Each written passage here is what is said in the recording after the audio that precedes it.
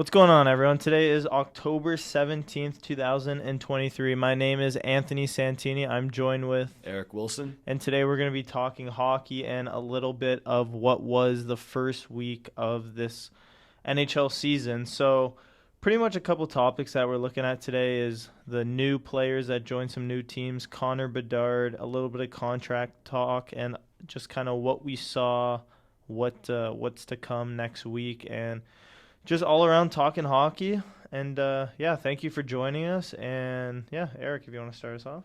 Beauty. So yeah, I think the first thing we want to talk about are some of these new faces and not only the impact they've had on their teams, but how the media has really portrayed them. And I think we really have to start with Connor Bedard based on how the Instagram community, the TikTok community, just even Sportsnet's handled his debut, his first goal, his first apple. Obviously, he's the reason this is happening, but what do you think about this, Anthony? So pretty much looking at Connor Bedard's first 4 games in the NHL. 4, right? Yeah, 4. From what I see, he's running the power play. It looks like it's going to stay that way in Chicago for, probably the next 5 to 15 years, I'd say.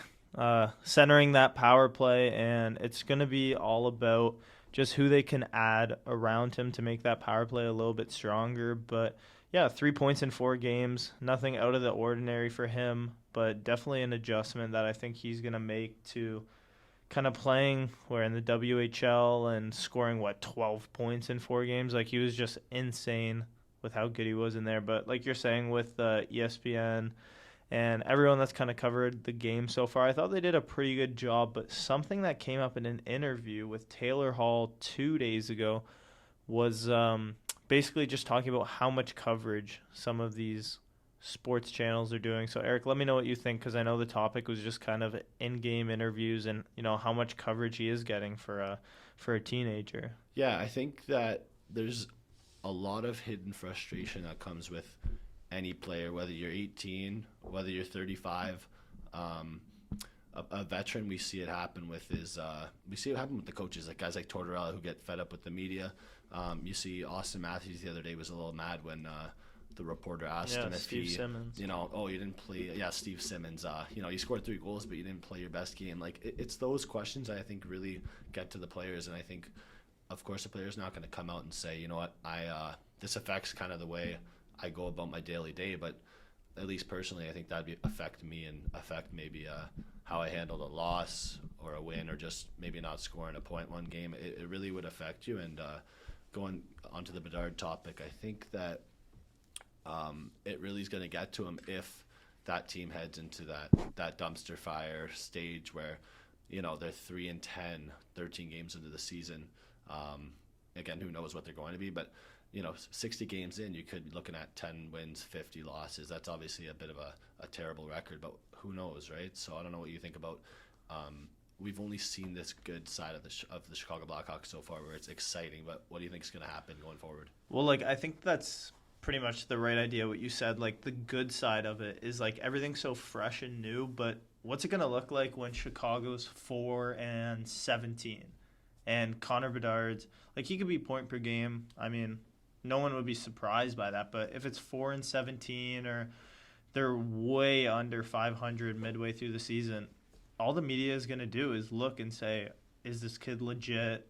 He can't lead a team to the playoffs. Even though it is his first season, he's technically not expected to lead a team to the playoffs now, especially a team of that caliber. We're watching the game last night, and we just kept saying, okay, how bad is this Chicago team? If Bedard takes a shift off, doesn't hop on the power play, they don't have a lot of firepower right now. And it's just sure, there's a lot of excitement with Bedard, rightfully so. He is a great player, and he has been playing pretty well, but the media is just going to turn this against him, I'm pretty sure, when, anything goes wrong, right? Yeah, with anything goes wrong. Yeah, exactly. Anything goes wrong, it's almost like what happens if he has 1 point in 5 games. Is the media going to mention that? I think so, because they want to nitpick everything, right? One thing I want to ask you is, do you see a bit of a change in hockey culture when it comes to teams changing the way they play? in order to influence a player's career almost. So but pretty much the way I'm asking this question is, do you see a relation in the way that maybe the Capitals handle Ovechkin's success and milestones, and the way they play their game? Do you see a bit of a correlation with that and the way that maybe Chicago's going to handle their non-playoff opportunities? I think when you talk about like Washington and the milestones you said, right? Obviously he's chasing. I think he's 70 or 80 goals away from the record, something like that. But he needs to put up 2 50-goal seasons to really cement himself to break that record. But talking about how you can shape a game plan, especially around Ovechkin with something so exciting going on right now, is the GM actually did come out and they said we're not rebuilding until Ovechkin breaks this record. I don't know if you remember that. I think he said it midway through last season because they were hurt. Who was hurt? Backstrom? Kuzi? Was Kuzi hurt? Yeah. Oshie missed a couple games. Carlson was out for like the entire season. And you heard Elliot Friedman talk on that podcast, 32 Thoughts. He said John Carlson probably should have won the Norris because he was the most valuable player to a team. So when you look at an award like that, it's funny, but it's genuinely so true. But yeah, just kind of shaping a game plan around a player like you're talking about with Bedard. Watching overtime last night, Washington and Calgary, there's 12 seconds left, and I think I saw Carlson pass the puck to Ovechkin 4 times. If you remember seeing that, Carlson was trying to set up Ovi for that one-timer, and he just kind of cradled it, stopped it. Maybe it wasn't the perfect pass. Maybe it was a trick play they had set up, but I think looking at Washington, they're really shaping everything around Ovechkin scoring the goals and trying to, just get some good players with him. And when you look at Bedard, that's exactly what they're going to do too. They're going to try and get some surrounding players, Taylor Hall, someone like that. Maybe Lucas Reichel could step up to that first line, but just kind of surrounding him with some good players and maybe get him as many points as possible this season to really get him on a roll for next year. Yeah, I love those points, and I think that brings up the positive aspect that we're moving on to after we just brought up that negative factor. But is that going to bring more positivity into the media and even just a team's locker room? Will other players be as motivated to play if they know the focus is not around them? I don't know. But for example, you look at the Philadelphia Flyers, who had a terrible season last year. They didn't have that star player that they could have that attention around. But they still ended that season with a bit of positivity, saying, okay, we have some new guys that are coming in next year. Our top power play is going to look different. We have Cam York coming in. He's only getting better. That's where that positivity came from. But, if the Hawks only have that focus around Bedard, how are guys going to feel if you're like a Ryan Donato and you get absolutely no attention, but you're logging top-line minutes? Are you going to feel disrespected? I don't know. I mean, you kind of got to look at it like Bedard's a generational talent. At least that's what people are saying. For us to kind of come out and say, like, all right, he is a generational talent. He's going to win Stanley Cups. He's going to win Rockets. He's going to win Hearts. He's going to win. You know what I mean? Like, it's tough to say because he's still so young. You never know how he meshes. And we were talking about it with the Leafs. Like, people forget things don't always work out. Like, we were talking about it with Klingberg. Things could be exciting, but maybe it doesn't work with the coach. Maybe it doesn't work with Chicago in general. Maybe, Bedard can't get off to a running start. He's still a great player. He's going to try and make it work. But when you look at some of the other players around him, I think they understand, like, especially a player like Taylor Hall, Corey Perry, some of these new faces that came into the team, like, they understand, okay, maybe I won't have to do this interview. Maybe I won't have to answer after a big loss. And it just kind of goes to show that Bedard's shoulders are going to get very heavy over the next season. And, I don't expect them to be a good team. So there's going to be questions, and he's going to have to answer them. Mm-hmm. And I think the question of being in a losing environment is where maybe this conversation happens.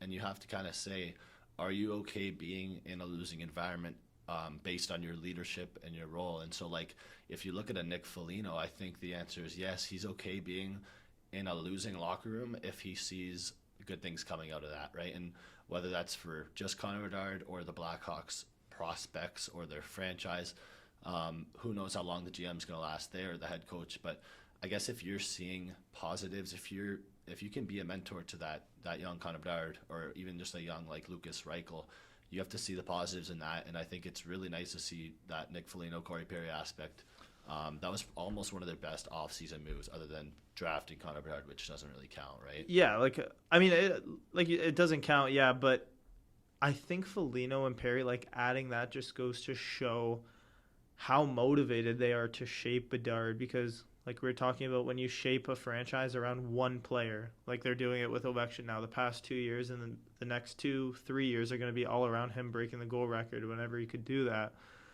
They want Bedard to feel protected on the ice. They want, a place for him to go for dinner, a place for him where he could talk to someone if he really needs it mid-season, someone like Foligno that's been around the league for more than 10 years, right? Foligno's been around for more than 10, right? Yeah, for sure. But yeah, like just kind of making him feel comfortable, and if they are able to do that successfully, I think he will have success in the league, but there has to be people that can answer the questions for him. Like, they can't feel, what's the best way to word this? Bedard can't feel like he's the captain of the team already, and he needs to do all the big interviews. He needs to do all these things, and he is doing in-game interviews every game. That's what Taylor Hall was talking about. Like, there's a lot on this kid's shoulders, and I don't see how positive that could be going forward. Mm-hmm. And I just want to bring up your favorite player, Patrick Kane, for a minute. And I maybe just want to bring up the point that we're seeing that shift, that little shift in hockey culture, where you playing a role in the lineup doesn't just mean on the ice. And so, like, right now we're seeing Patrick Kane recover from an injury, and eventually he's going to be joining a new team, right? It's not going to be the New York Rangers, most likely. It's not going to be the Blackhawks. I don't know who it's going to be, but maybe Patrick Kane has to say, okay, what role do I want to play outside of that actual top 6 minutes, top power play kind of minutes? And it really brings up the question of, what is he going to do? What's going to make Patrick Kane happy? But is he there to improve a franchise and to build for their future? I don't know, because I think it would have been a good spot for him to mentor a guy like Connor Bedard. But I also don't think Patrick Kane's done making his mark on a franchise and making his mark in the league. I think Patrick Kane wants to have individual success, which there's nothing wrong with, but you really see that differentiation between, Patrick Kane and Corey Perry, right? Both have a Stanley Cup. Kane has a lot more, skill and speed, and he's a little younger than Perry, but there is a big difference there in terms of what each player wants, right? And yeah. Well, the first question mark that you look at when we talk about Patrick Kane is pretty much just, is he healthy and can he perform on the ice? Because if he can't perform on the ice, sure, he could be a locker room guy that is sitting on the third, fourth line, and he's on a 3-year, $3 million deal, right? If they sign him by a 3x3, I think any team in the league would probably give him that, no? Like, just for locker room presence. But the thing is, I think he's going to come out healthy. I think he's going to come out good, and I think he's going to ask for a little bit of a bigger contract than teams are ready for, just because he knows he's still a competitive player in the league. Like, I don't know if you remember when the trade talks were happening. It was about even that whole month before the deadline, he was turning up. He had that overtime goal that got called off the breakaway. I don't remember who that was against, but yeah, he was having like a good solid 2 weeks and was just kind of showing teams like, I'm here, I'm ready to go. Like, yeah, I think it was that he had a breakaway one-timer. That was a nasty goal. We'll have to watch it later, but he was just showing teams like, I am still a top 30 player in the league. Oh yeah. Because if you look from a management standpoint, it all depends what direction you're going in. The good thing about Kane is he could kind of look at himself in December, how he feels, and look at all the teams in the NHL and pretty much say, okay, which one do I think is going to win the Stanley Cup? Where am I most comfortable? And what team is going to give me maybe not a substantial contract, but a fair contract for market value for a quote-unquote veteran, skilled veteran my age. Yeah, and I'm going to contribute on the ice. Yeah, and that can contribute. Like, I don't think Patrick Kane could be a third-line player, because I know there was talks last year, I'm pretty sure, about him coming to the Leafs, but you look at that third line, like, on the Leafs now, obviously I don't think it's going to work. There's little to no cap space, but just talking about a team like that where they are a contender, that third line that Matthew Nyes is borderline stuck on now, like, I don't think he's going to be able to make a jump to that second line, just like I don't think Patrick Kane, if he was playing on that third line in Nyes' spot, like, I don't think he'd be able to jump to that second line. So you don't think Kane could jump to that second line? Like I don't think Patrick Kane would be able to play on the Leafs second line because who is that now? They got Bertuzzi, Marner, Matthews on the first. Second line is Tavares, Willie. Who's playing on it? I don't know who's playing. Let's check daily faceoff. Yeah, let's check. Is it Yarn? No, Yarncrook's playing third line minutes. We should know this. We should know this. Yeah, we watched the game. Yeah, they have Yarncrook. Yeah, so Yarncrook. Yeah, Yarncrook. So yeah, exactly. So and then that third line is Nyes, Minton, Domi. Like you could have Patrick Kane and Willie on the same line, but I just personally don't think that their games complement each other. Exactly. Like Davis was talking about last night, our friend Davis, puck dominant players, they can't play on the same line together. And I think Willie and Patrick Kane are both puck dominant players. So it wouldn't work. I know there are rumors about the Leafs. What are some other teams? I know they were saying Buffalo, but at the end of the day, he's going to want to go to a win-now team. That's exactly what the question is, right? And I think that's where there's so many tensions that aren't going to be talked about. We talked about how a guy like Elliot Friedman might not be able to talk about these tensions just because he has relationships with the players. But, that 32 list is going to be narrowed down pretty quick for Patrick Kane if he narrows it down to 16 playoff teams and then he sees the talent on a team like Toronto and knows it's not going to work out. Now, it's a question of whether Kane's going to realize that or management's going to realize that. And I think maybe a team like Buffalo is an option where because a guy like Jack Eichel's gone from that team, can Patrick Kane be there, be a mentor for young guys like Jack Quinn and Peyton Krebs, but also be that top line force, right? Can he be a top line player who scores 30 points in the last 30 games for Buffalo, propels him to a playoff spot? I think it's totally possible. I think Kane to his hometown, I think that's a great way to end your career. Now, does he want to end his career in the next 3 years? I don't know what you think. I mean, that's the question, how he kind of comes out of his injury, how he feels. Like, I'm sure he's going to want a comfortable contract. I don't know what a number would exactly look like, but I'm sure it's a 3 to 4 year deal. It offers him a little bit of security in kind of that last 2 years of his contract. He might not be the player that he was or the player that, he is right now. I personally don't think that Buffalo is the best spot for him. Maybe if he were to sign I don't know, if he was in like the last 2 years of his contract, 2-year deal, maybe $3.5 to $5 million, it could sound like something that could work. But looking at my rankings right here, the top 6 teams that I have personally are Colorado, Edmonton, Carolina, Vegas, and Dallas. And if we look at some of the teams, the lineups, we look at Dallas, I don't think that Patrick Kane is going to have an easy time making that lineup. Like, I don't want to discredit anything he's done in his career, but he's going to want to go to a Stanley Cup championship caliber team where he can make a big impact. Like, I don't think it's going to happen on Dallas. I don't know if it's going to happen on Colorado. Carolina's pretty deep. Oh, yeah. Vegas is pretty deep. Yeah. Edmonton kind of has their guys. Yeah, that's the thing is, like, do they have their guys? We don't know that, but it's a question of does he want to go to a team that has their guys set and he can just play his role and punch in, or does he want to be more of a leader and more of a mentor? Because I don't think there's room for him to do that on Colorado. While you might think there is, I think you already have that Rantanen presence with McKinnon. You don't need guys to jump in there because you already have a solidified top 6. You already made your ads last offseason. You added Lars Eller. Sorry, no, you didn't add Lars Eller. You added Jonathan Drouin, Ryan Johansson. So that's why I think you need there to be that lineup room.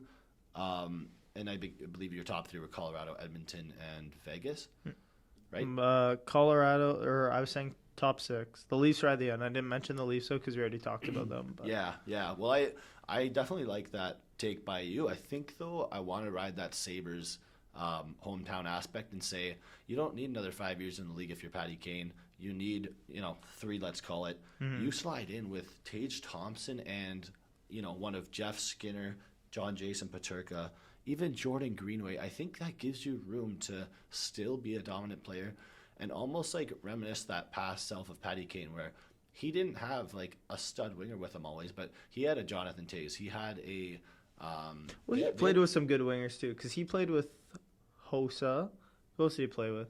Yeah, He played a with little with Panarin, obviously. he played with Panarin, yeah. Yeah, but again, you don't need. But that wasn't Panarin in his prime. Also, that was kind of Panarin just Yeah, kind of finding himself, and yeah, I mean, still really good Panarin. That was a yeah. good deal. But yeah, no, I mean, a pretty interesting topic. We'll kind of end it off on this topic before moving to the next. So before we move on to the next one, Eric, in January to February, what team will Patrick Kane be suiting up for? What is your prediction? My prediction. I'm gonna stick with this. I'm gonna give you my top 2 predictions actually. No, I just need one. Just one. Okay. Who's he playing for? Patrick Kane's gonna be a Buffalo Sabre come January 25th. Okay. All right, I like it. Yeah, we talked about it a lot, hometown from there, so could be something he's looking at. Me personally, I think that he's going to be he's going to play for the Colorado Avalanche.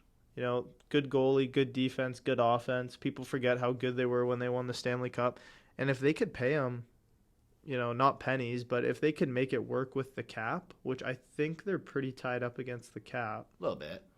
If they can make it work, I feel like it could be a good fit for him on maybe that second, third line and hopping on that power play. 100%. So I think the question for our viewers lies in, would you rather see Patrick Kane playing on a second line with, let's call it, Ryan Johansson and Landeskog, let's say, or would you rather that top line presence for Patty Kane playing with Jeff Skinner and Tage Thompson? Which one's going to give him more success? So I think it's a great question for the audience and for ourselves to think about while we move on to the next topic. So for our next topic, we're going to talk about one of the teams that Eric was all over in the offseason, a team that struggled last year, moved a big player in Bo Horvat to the Islanders, and a goalie that's kind of finding himself right now, the Vancouver Canucks. A good first week beating the Edmonton Oilers, taking 4 points from them and shutting down one of the best players in the world. No even strength points like we talked about, but that power play always looks good. Eric, give me some thoughts about the Vancouver Canucks and kind of what your projections look like after 82 games. For sure, Anthony. I think that the number one word I'm going to say here is leadership. And I think that for the first time in, call it, 6 years maybe, I know the Sedins were there 6 years ago, but for the first time in a long time, we're seeing vocal leadership from the Canucks. And it starts with Quinn Hughes being named captain. I think that was the right move. I think there was obviously a question of whether him, Pettersson, maybe Miller, probably not, and it was a question of who would get it. And I think leadership's the most important thing. That beating the Edmonton Oilers 2 games in a row has to be like the toughest thing to do in that division. And the reason I say that is because of the offensive talent that Edmonton has. You've got to basically outscore them for 2 games rather than beat them in a 3-2 game, because it's not going to happen, right? You're not going to beat the Oilers 3-2 2 games in a row. No. But let's just call it Vegas, right?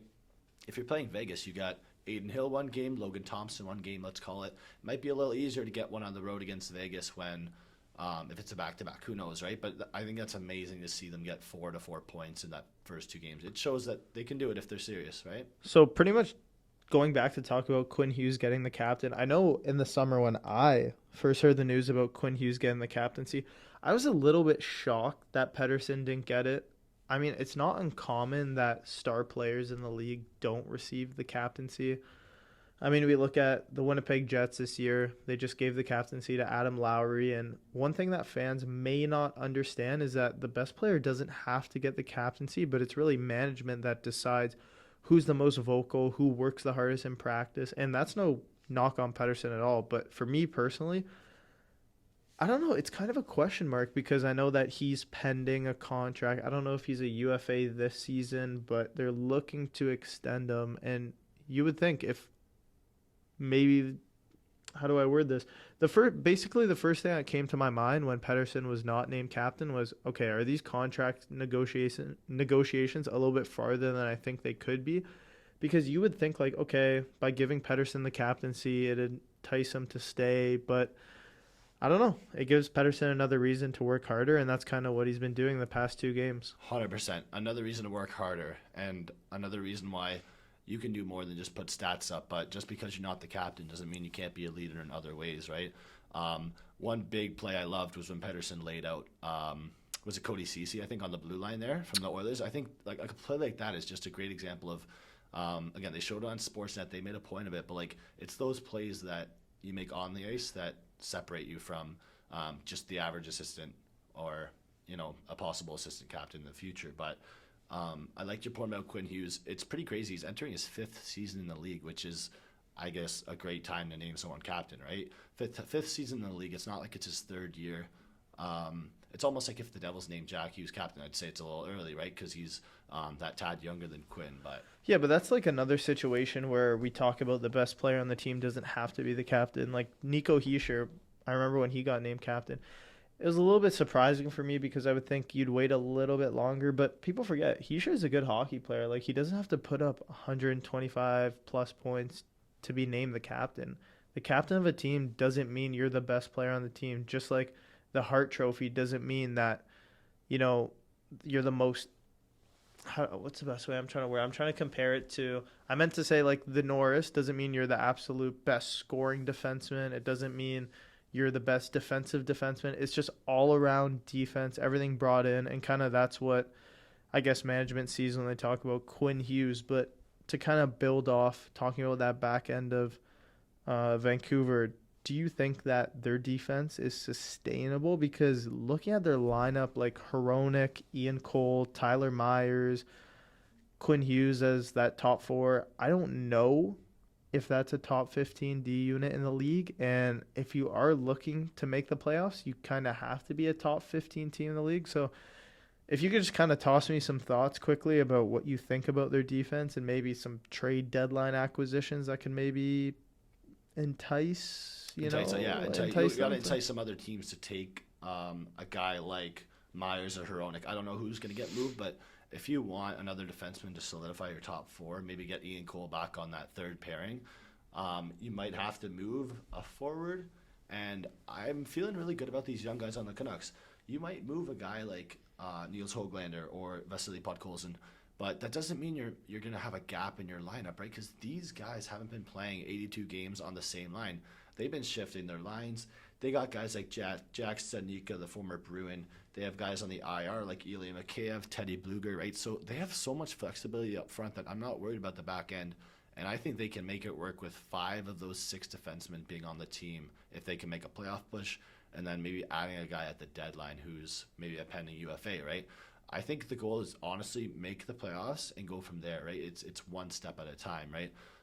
Almost like focus on the journey, not the destination. So, just to wrap that up, I think they will make the playoffs. I think that's honestly that team that is going to surprise people and prove the haters wrong. I think Pettersson, Hughes are going to be those leaders on the team. JT Miller stays in that top 6 role, but maybe he doesn't have that big of a point here, but I hope he really allows those wingers to take that step up. So what is your take? Are they going to make the playoffs or not?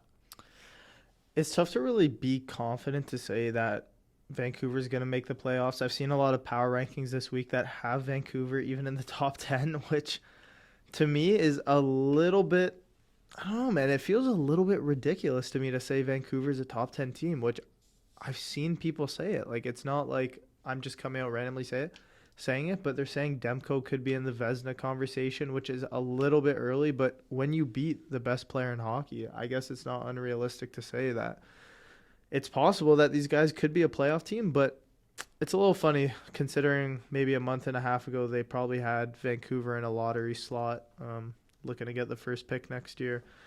Well, 100%. But yeah, another Canadian team that we'll finish up with is the Ottawa Senators. And Shane Pinto, the conversation is he does not have a contract. I know Ottawa offered him a 1-year, $1 million contract, but he's looking for that 1-year, 2.5 or 2-year, $2.5 million deal. And I just kind of want you, Eric, to tell me a little bit of what a player like Shane Pinto brings to a young team like Ottawa, where they already have some good centers. They already have Stutzel. They already have Josh Norris. And it looks like Ridley Gregg, who they have, is stepping up in a big position right now for the Senators. 100%. I think that you really got to think about the responsibility that being a centerman comes with and how you're going to be looked at a lot differently than a winger because of the 200-foot game that's needed. And one of the things about transitioning to the NHL is maybe having a new relationship with 2 wingers, a new coach, and maybe not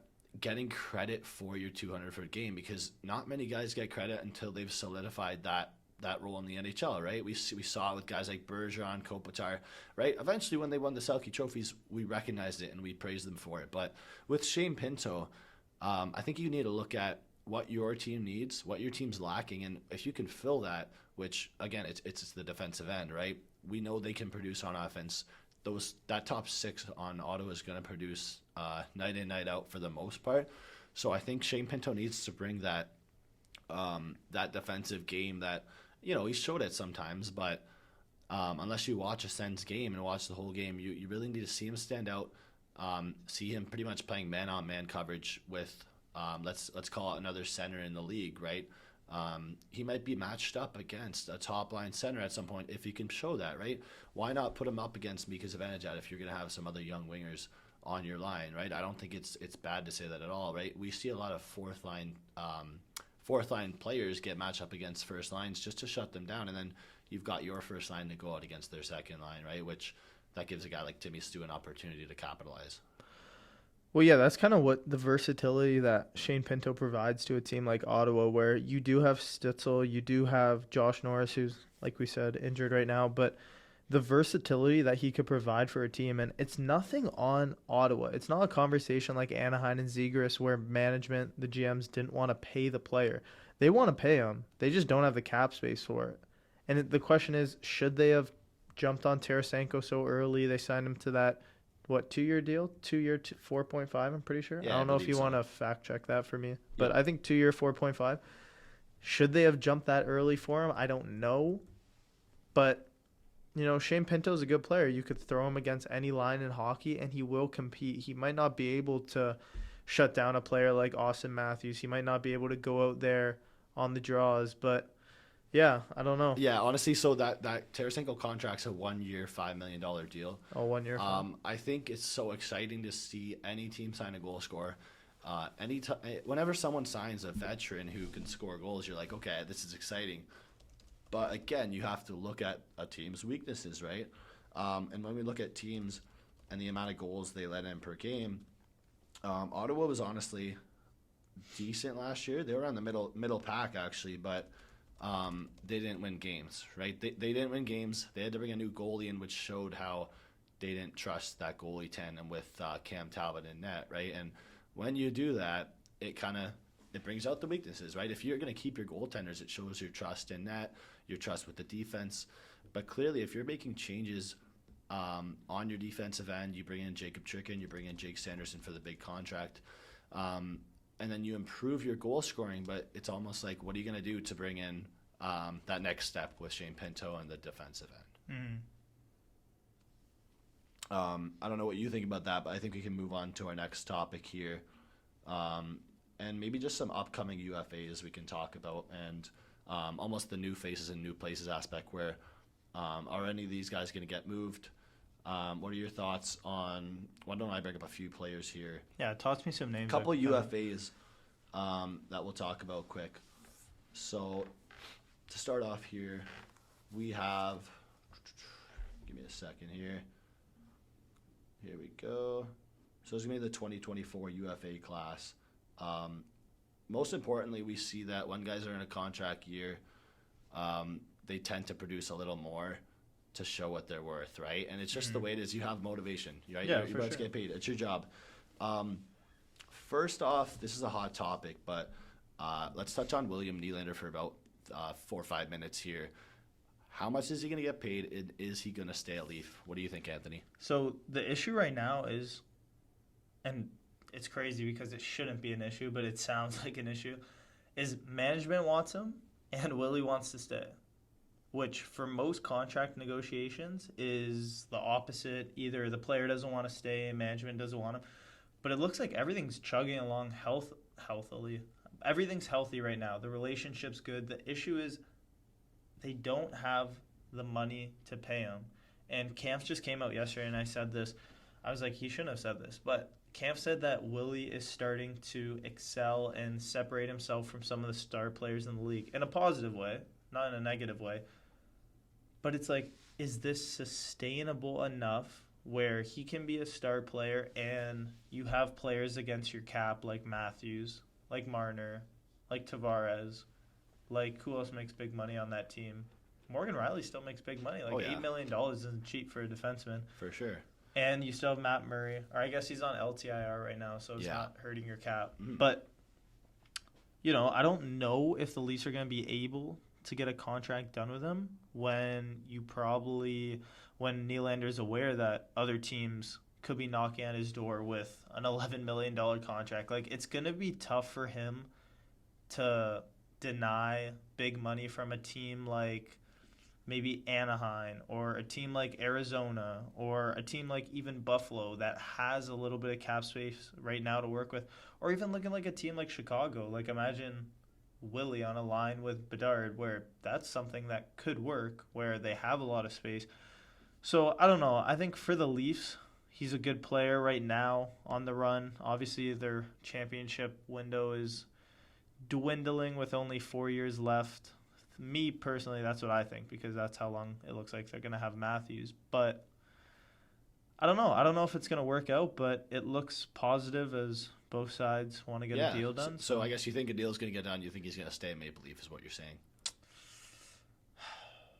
I think ultimately he's not going to stay at Maple Leaf. I think he's gone after the season, or he's gone at the deadline. It's going to be tough to trade him at the deadline just because he is such – he's such a big piece of what could be a championship season for the Leafs, But I don't know if you could get something back for him. I know he said that he is willing to talk contract throughout the season, which some players have come out and said, once Game 1 starts, I don't want to hear anything about a contract until Game 82. So it looks like Willie would be happy to get a contract done, but he's going to get his money, and the question is, I don't know if the Leafs can give it to him. So exactly, it remains a question. Are they going to pay him what he deserves and what he's worth?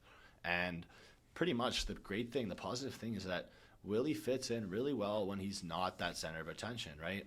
Obviously the center of attention is Austin Matthews. Willie's right there in terms of stats. He's got 3 goals, 3 assists in I think call it 3 games, right? So again, he's excelling, and the question is, does he have room to excel even more if he's going to be the center of attention with a guy on a weaker team like Buffalo or Chicago, and would he want to go there? Yeah. Moving on, let's talk about one more UFA who started out very hot this year on the Carolina Hurricanes. 4 goals in 3 games, Teuvo Teravainen. What do you think of him? Sorry, I didn't hear that. Teuvo Teravainen, what do you think of him? I mean, he's a good player, just like William Nylander, that could get paid by another team. So I think he's on a deal. What was he, like a 4-year deal? I don't know if you want to check that for me. He's making $5.4 million right now. Yeah, so a player that should be a little bit. Sorry, and he's a UFA coming up. So sorry, I totally messed that up there.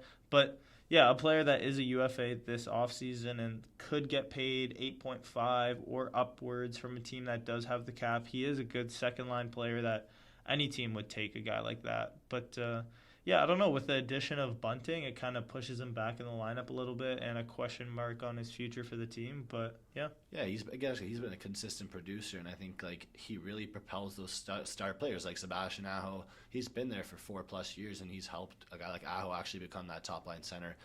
He's helped guys like in the lineup just kind of fit in, even when Jack Drury dropped in for a few games, right? Like you get a few shifts with a guy like Teravainen, and you kind of see what everything's about, right? And I think he totally deserves 6+ with who he signs with. Obviously, a short-term contract now that he's, I believe Teravainen is about 28 years old. But let's go over one more UFA before we move on. This UFA just won a Stanley Cup for Vegas, and it's Jonathan Marchessault. I mean, Marchessault, another guy that is so valuable to a team like that, just won a Stanley Cup, and he was the MVP of their run. But I don't know if Vegas is going to be able to play him, but they were able to get a deal done with Barbashev, who was asking for a good amount of money in the summer. I don't remember what that deal ended up coming out to, but Barbashev was a UFA this summer. Or no, he was an RFA, if I remember. I don't know if you know. But yeah, one of the two. I want to say UFA, but obviously he was on that team, and you were just mentioning that impact. Go ahead. Yeah, so pretty much just the impact that he had, and it looks like when a team is able to get players to buy in, it's so much easier to get contract extensions done. So I know Marchessault has said he wants to stay in Vegas. He was kind of one of those original guys. So even if they don't pay him, I know Elliot Friedman talked about this, and we keep bringing up that podcast just because, we're massive fans of them. But they kind of touched on it, and he said even if they're not able to get a deal done where he gets paid for a 2, 3, 4, 5-year deal where he could kind of have some security in Vegas, I know that in his retirement he'll probably have a job lined up for him somewhere in management. But yeah, no, a good player that played for Vegas and obviously a big part of that run, so he'll definitely get paid on whatever team takes him. But For sure, and it makes me really happy that Marchessault's won a cup, because I think that success and that impact he made in that inaugural season for Vegas is so undervalued, and it's never going to be as appreciated as much as he did, right? Yeah. We can't forget that William Karlsson scored 40, but he played so much with Jonathan Marchessault, who was a great playmaker, small guy, but absolute menace on the ice, right? He's got so much grit for the size he is. He wants the puck. He wants to make plays.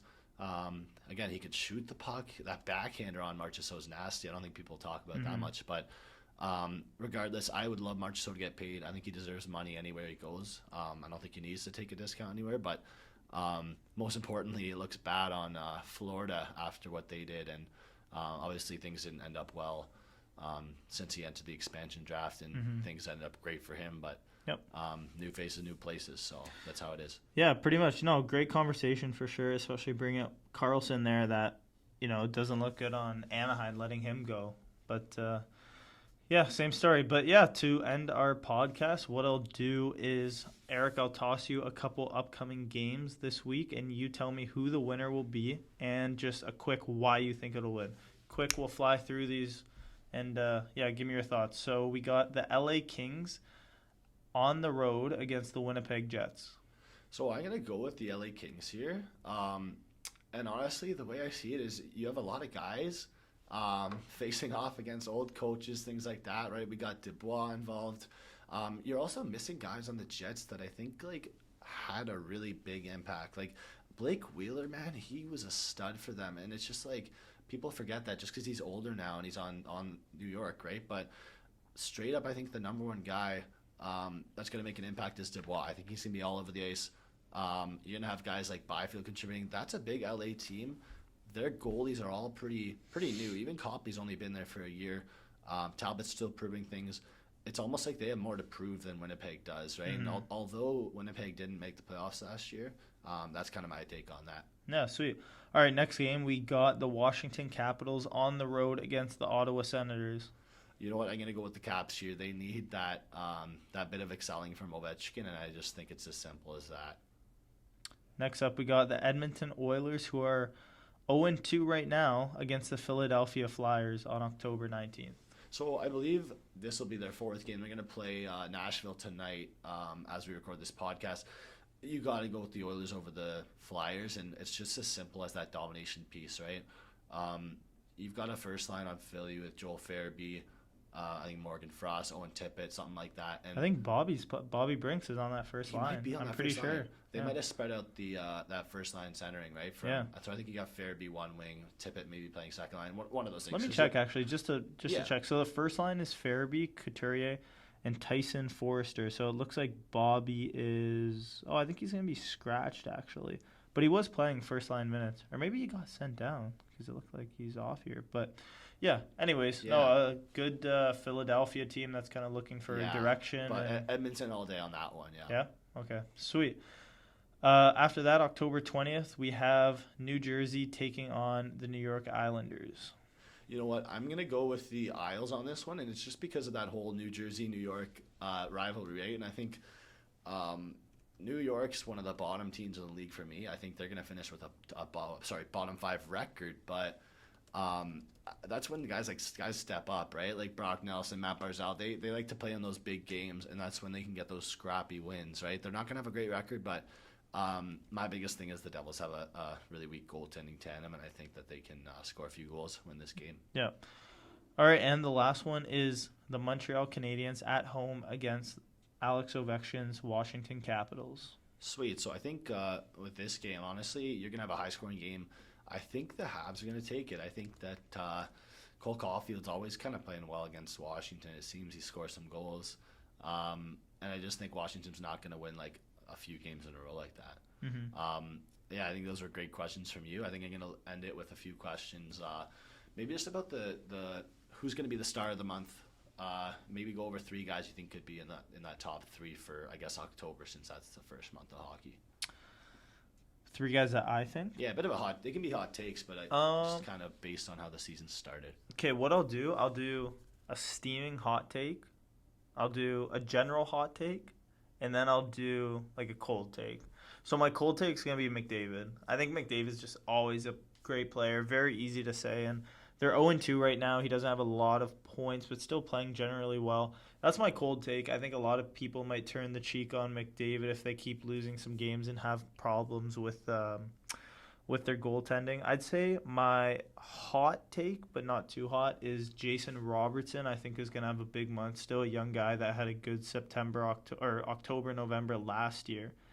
And my steaming hot take is a player for the Minnesota Wild. And Eric looks at me because he knows exactly who I'm going to say. Yeah, go ahead. But a player that could step up into the first-line center position alongside Zook and Kaprizov is Marco Rossi. He played against the Leafs. Eric's laughing because I'm always so high on Marco Rossi. But he played pretty well against the Leafs, got his first NHL goal. It wasn't like a great goal or anything like that. But I genuinely believe that the middle of the ice is wide open for him. And for a young guy that led in his junior career in points, I think, he could be a star in a couple years, but maybe in the next month could take that big step up and solidify himself as one of the best rookies in the game. But we'll see. I honestly, I like the take. I'm glad you said it was a steamy one and not just a cold take there. But just to counter that, the question for our viewers remains: will Joel Eriksson solidify that number 1 center role for this season? I think we know the answer is yes, but in the next 3 years, what's going to happen? Does that line look weak with Rossi and Zuccarello on the same line, or can we see that in the future being maybe their top line, top power play even for Rossi? Yeah, for sure. But we appreciate everyone for joining. Thank you for being a part of our first podcast. And guys, check us out. TikTok, Instagram. We'll be posting. Leave some comments. Happy to reply to viewers. Send us a message. Hope you guys have a great week.